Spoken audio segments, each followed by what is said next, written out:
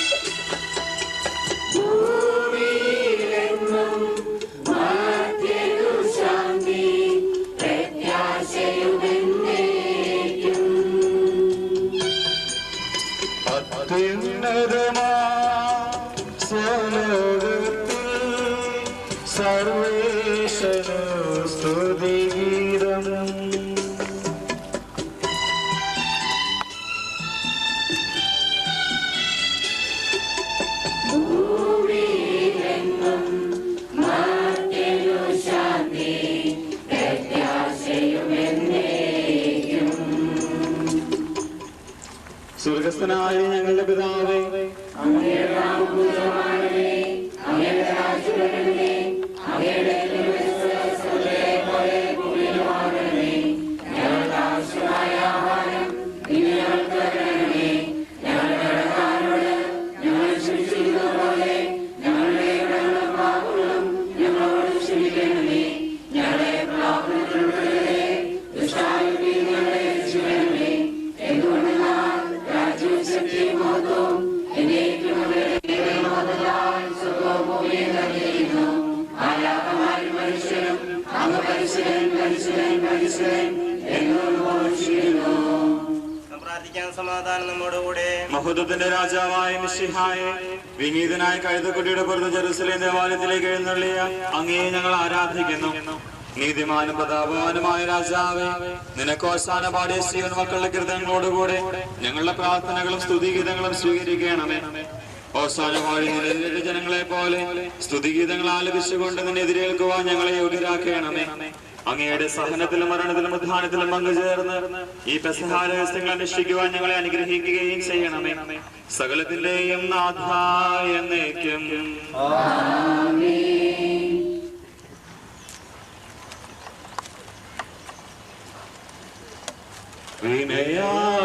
വിനയാന്വിതനായി ദൈവസുരൻ ഓസ്ലേം നഗരം പൂകുകയായി, ജനനിരയെല്ലാം ആഹ്ലാദം നിറയും മനമോടെ തിരേറ്റു.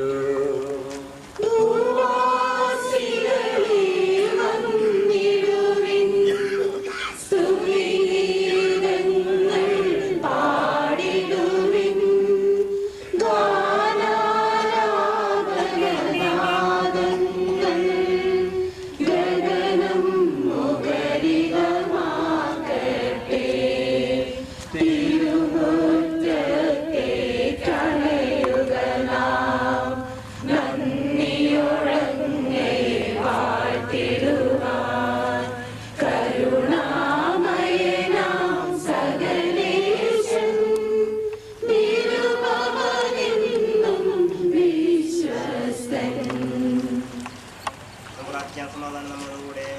കർത്താവായ ദൈവമേ, അങ്ങയുടെ സ്നേഹത്തിന്റെ പരിമളം ഞങ്ങളിൽ വീശുകയും അങ്ങയുടെ സത്യത്തിന്റെ ജ്ഞാനം ഞങ്ങളുടെ ആത്മാക്കളെ പ്രകാശിപ്പിക്കുകയും ചെയ്യുമ്പോൾ സ്വർഗത്തിൽ നിന്ന് പ്രത്യക്ഷനാകുന്ന അങ്ങയുടെ തിരുക്കുമാരനെ സ്വീകരിക്കുവാൻ ഞങ്ങൾക്കിടയാകട്ടെ. സകല സൗഭാഗ്യങ്ങളും നന്മകളും നിറഞ്ഞ മുടിയോടെ നിൽക്കുന്ന സഭയിൽ നിരന്തരം അങ്ങയെ സ്തുതിക്കുവാനും മഹത്വപ്പെടുത്തുവാനും ഞങ്ങൾ യോഗ്യരാകട്ടെ. എന്തുകൊണ്ടെന്നാൽ അങ്ങ് എല്ലാവരുടെയും സൃഷ്ടാവാകുന്നു, സകലത്തിന്റെയും നാഥ എന്നേക്കും. സർവാധിപനാം കർത്താവേ, നിന്നെ വണങ്ങി നമിക്കുന്നു. ഈശോനാഥാ, വിനയമോടെ നിന്നെ നമിച്ചു പുകഴ്ത്തുന്നു. മറ്റൊരു നിത്യമഹോന്നതമാം ഉദ്ധാനം നീ അരുളുന്നു.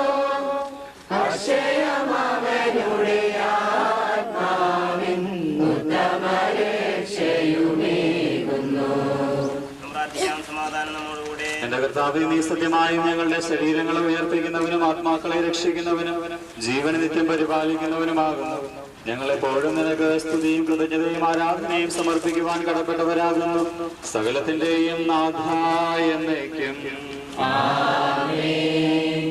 ശബ്ദമുയർത്തി പാടിടുവിൻ, സർവ്വരുമൊന്നായി പാടിടുവിൻ. എന്നെന്നും ജീവിക്കും സർവേശ്വരനെ വാഴ്ത്തിടുവിൻ, വാഴ്ത്തിടുവിൻ. പരിപാവനാം സർവേശ, പരിപാവനാം ബലവാനേ, ജീവിക്കുന്നവനായ അങ്ങേക്ക് പരിശുദ്ധനായ അങ്ങയുടെ അഭിഷിക്തനും ജീവദായകനായ ദിവ്യാത്മാവിന് ഞങ്ങൾ സ്തുതിയും ബഹുമാനവും കൃതജ്ഞതയും ആരാധനയും സമർപ്പിക്കുന്നു. സകലത്തിന്റെയും നാഥായ എന്നേക്കും. ഓശാന പാടുവിൻ, നാഥനെ വാഴ്ത്തുവിൻ, ദിവ്യപദാനങ്ങൾ കീർത്തിക്കുവിൻ. കാഹളമൂതുവിൻ, വീണകൾ മീട്ടുവിൻ, പാവന പാദം നമിച്ചിടുവിൻ. പൂക്കൾ വിരിക്കുവിൻ, വീതിയൊരുക്കുവിൻ, വിണ്ണനാദനെഴുന്നള്ളുന്നു. ആനന്ദഗാനങ്ങളെങ്ങോടങ്ങട്ടെ, സൃഷ്ടികളാധനെ വാഴ്ത്തിയിടട്ടെ. ഓശാന പാടുവിൻ, നാഥനെ വാഴ്ത്തുവിൻ, ദിവ്യപദാനങ്ങൾ കീർത്തിക്കുവിൻ. കാഹളമൂതുവിൻ, വീണകൾ മീട്ടുവിൻ, പാവന പാദം നമിച്ചിടുവിൻ. ഞങ്ങളുടെ നാഥനും രക്ഷകനും രാജാതിരാജനുമായ മിശിഹായെ അങ്ങേ ഞങ്ങൾ സ്തുതിക്കുന്നു. ജെറുസലേം പട്ടണത്തിലേക്കുള്ള ആഘോഷപൂർവമായ അങ്ങയുടെ പ്രവേശനത്തിന്റെ ഓർമ്മ കൊണ്ടാടുവാൻ ഒരുമിച്ച് കൂടിയിരിക്കുന്ന ഈ സമൂഹത്തെ തൃക്കൺ പാർക്കണമേ. സൈത്തിന് കൊമ്പുകൾ പിടിച്ചുകൊണ്ട് നിന്നെതിരേറ്റ് അനുഗ്രഹിച്ച മിശിഹായെ നിന്റെ വലതുകരം നീട്ടി ഈ കുരുത്തോല ആശീർവദിക്കണമേ. അർഹരാകട്ടെ. സകലത്തിന്റെയും നാഥായ എന്നേക്കും.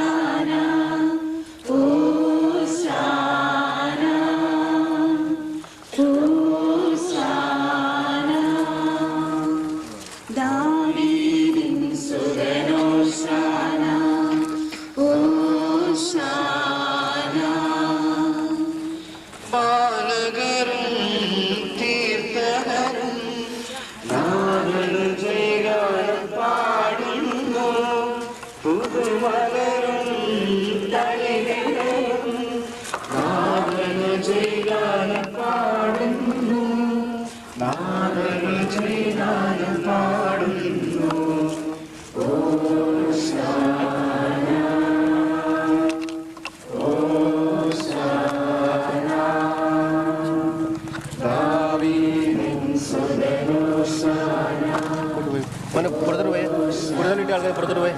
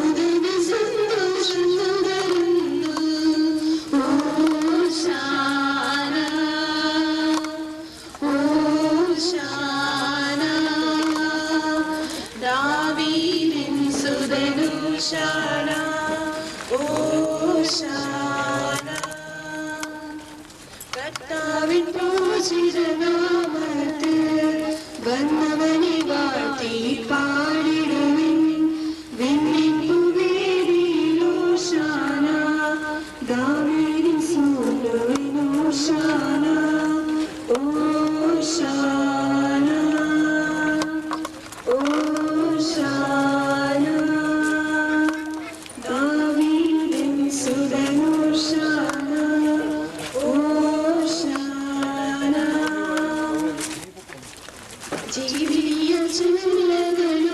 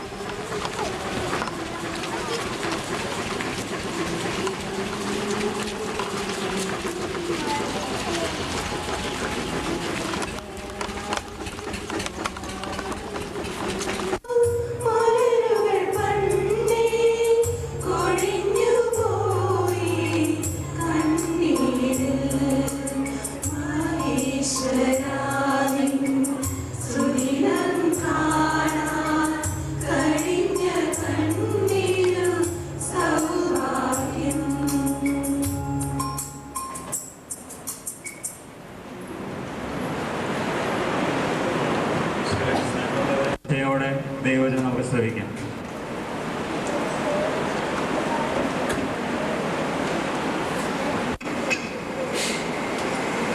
യൂദാ, നിന്റെ സഹോദരന്മാർ നിന്നെ പുകഴ്ത്തും, നിന്റെ കൈ ശത്രുക്കളുടെ കഴുത്തിൽ പതിക്കും, നിന്റെ പിതാവിന്റെ പുത്രന്മാർ നിന്റെ മുൻപിൽ കുമ്പിടും. യൂദാ ഒരു സിംഹക്കുട്ടിയാണ്, എന്റെ മകനെ, നീ ഇരയിൽ നിന്ന് മടങ്ങിയിരിക്കുന്നു. അവനൊരു സിംഹത്തെ പോലെയും സിംഹിയെ പോലെയും പതുങ്ങിക്കിടന്ന് വിശ്രമിക്കുന്നു. അവനെ ഉണർത്താൻ ആർക്ക് ധൈര്യമുണ്ടാകും? ചെങ്കോൽ യൂദയായെ വിട്ടു പോകയില്ല. അതിന്റെ അവകാശി വന്നു ചേരും വരെ ജനങ്ങൾ അവനെ അനുസരിക്കും. അവൻ നിന്റെ കഴുതയെ മുന്തിരിവള്ളിയിലും കഴുതക്കുട്ടിയെ വിശിഷ്ടമായ മുന്തിരിച്ചെടിയിലും കെട്ടിയിടും. തന്റെ ഉടുപ്പ് വീഞ്ഞിലും മേലങ്കി മുന്തിരിച്ചാറിലും കഴുകും.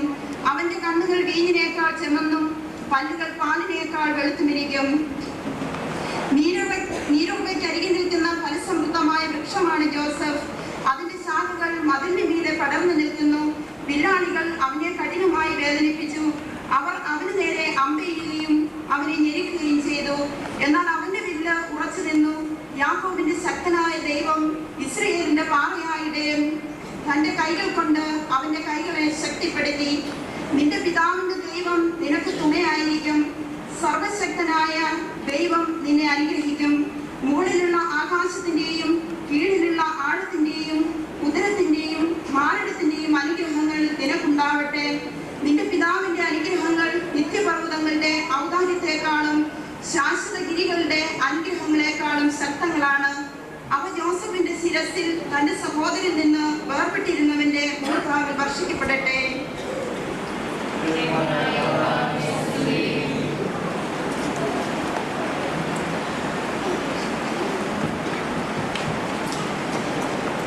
രണ്ട് 12 വരെയുള്ള വാക്യങ്ങൾ. സിയോൻ പുത്രി അതിയായി ആനന്ദിക്കുക, ജെറുസലേം പുത്രി ആർപ്പു വിളിക്കുക. ഇതാ നിന്റെ രാജാവും ജയശാലിയുമാണ്. അവൻ വിനയസ്ലേമിൽ നിന്ന് പടകുതിരയും വിച്ഛേദിക്കും. പടവില്ല് ഞാൻ ഒടിക്കും. അവൻ ജനതകൾക്ക് സമാധാനം അരുളും. അവന്റെ ആധിപത്യം സമുദ്രം മുതൽ സമുദ്രം വരെയും നദി മുതൽ ഭൂമിയുടെ അറ്റം വരെയും ആയിരിക്കും. നീയുമായുള്ള എൻ്റെ ഉടമ്പടിയുടെ രക്തം നിമിത്തം പ്രവാസികളെ ഞാൻ ജലരഹിതമായ കുഴിയിൽ നിന്ന് സ്വതന്ത്രരാക്കും. പ്രത്യാശയുടെ തടവുകാരെ, നിങ്ങളുടെ രക്ഷാദുർഗത്തിലേക്ക് മടങ്ങിപ്പോകുവിൻ. നിങ്ങൾക്ക് ഇരട്ടി മടക്കി തരുമെന്ന് ഞാൻ പ്രഖ്യാപിക്കുന്നു. ദൈവമായ കർത്താവിനെ സ്തുതി.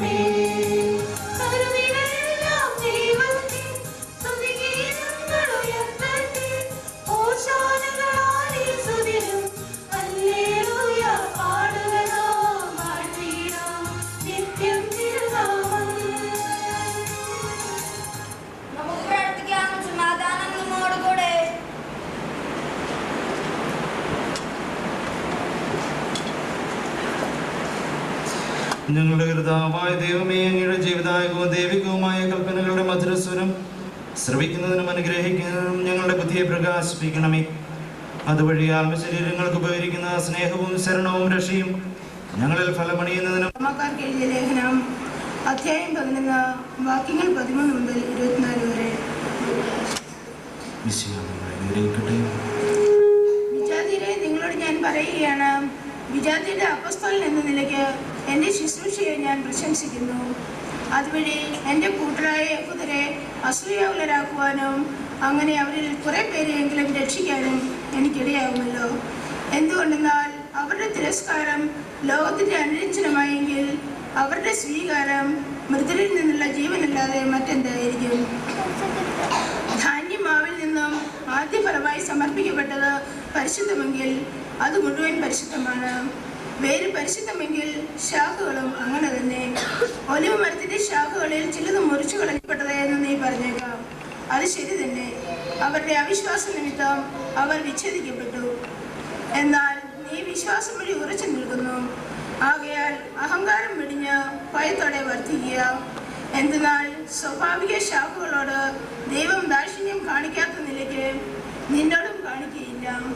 അതുകൊണ്ട് ദൈവത്തിന്റെ കാരുണ്യവും കാഠിന്യവും നിന്റെ ശ്രദ്ധയിലിരിക്കട്ടെ. വീണവനോട് കാഠിന്യവും ദൈവത്തിന്റെ കൃപയിൽ നിലനിന്നാൽ നിന്നോട് കാരുണ്യവും അവിടുന്ന് കാണിക്കും. അല്ലെങ്കിൽ നീയും മുറിച്ചു നീക്കപ്പെടും. തങ്ങളുടെ അവിശ്വാസത്തിൽ തുടരാത്ത പക്ഷം അവരും ഒട്ടിച്ചു ചേർക്കപ്പെടും. അവരെ വീണ്ടും ഒട്ടിച്ചു ചേർക്കപ്പെട്ടു. കൃഷി സ്ഥലത്തു നിന്നുള്ള ഒലിവിന്മേൽ പ്രകൃതി സഹജമല്ലാത്ത വിധം ഒട്ടിക്കപ്പെടുകയും ചെയ്തു. അങ്ങനെയെങ്കിൽ ഈ സ്വാഭാവിക ശാഖകൾ അവയുടെ തായ്തണ്ടിൽ വീണ്ടും ഒട്ടിക്കപ്പെടുക എത്രയോ യുക്തം. നമ്മുടെ കർത്താവായ മിശിഹായ്ക്ക് സ്തുതി.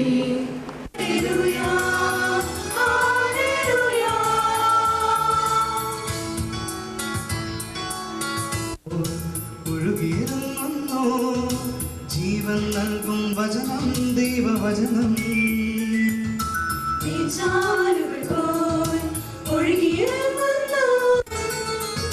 കാതോർത്തിടുവിൻ ദൈവജനമേ, ഹൃദയമൊരുക്കിടുവിൻ ദൈവജനമേ. ഇതു ജീവൻ നൽകും വചനം, ദൈവവചനം. ഇതു ജീവൻ നൽകും വചനം, ദൈവവചനം. ജീവൻ നൽകും വചനം, ദൈവവചനം. Hallelujah, hallelujah, hallelujah, hallelujah, hallelujah, hallelujah, hallelujah, hallelujah.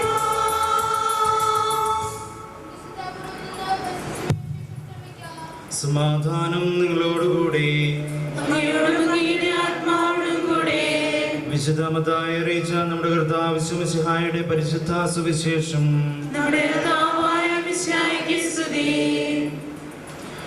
അവർ ജെറുസലേമിനെ സമീപിക്കവേ ഒലിവ് മലയ്ക്കരികെയുള്ള ബെത്ഫഗയിലെത്തി. അപ്പോൾ യേശു തൻ്റെ 2 ശിഷ്യന്മാരെ ഇപ്രകാരം നിർദ്ദേശിച്ചയച്ചു: എതിരെ കാണുന്ന ഗ്രാമത്തിലേക്ക് പോകുവിൻ.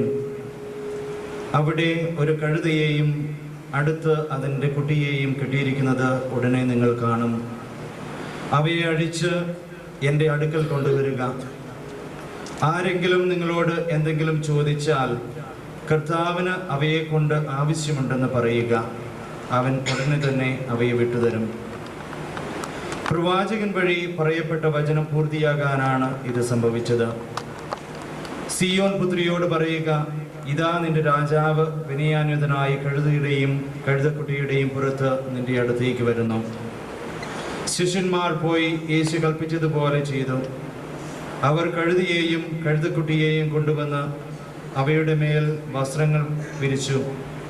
അവൻ കയറിയിരുന്നു. ജനക്കൂട്ടത്തിൽ വളരെ പേർ വഴിയിൽ തങ്ങളുടെ വസ്ത്രങ്ങൾ വിരിച്ചു. മറ്റു ചിലരാകട്ടെ വൃക്ഷങ്ങളിൽ നിന്ന് ചില്ലകൾ മുറിച്ച് വഴിയിൽ നിരത്തി.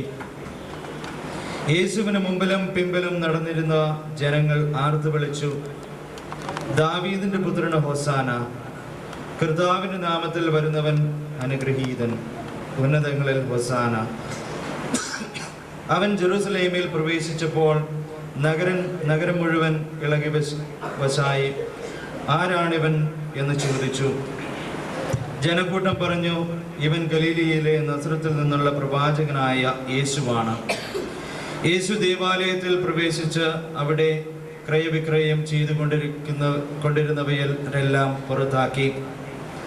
നാണയമാറ്റക്കാരുടെ മേശകളും പ്രാവ് വിൽപ്പനക്കാരുടെ ഇരിപ്പിടങ്ങളും അവൻ തട്ടിമറിച്ചിട്ടു. അവൻ അവരോട് പറഞ്ഞു, എൻ്റെ ഭവനം പ്രാർത്ഥനാലയം എന്ന് വിളിക്കപ്പെടും എന്ന് എഴുതപ്പെട്ടിരിക്കുന്നു. നിങ്ങളോ അത് കവർച്ചക്കാരുടെ ഗുഹയാക്കുന്നു. അന്ധന്മാരും മുടന്തന്മാരും ദേവാലയത്തിൽ അവൻ്റെ അടുത്തെത്തി. അവൻ അവരെ സുഖപ്പെടുത്തി.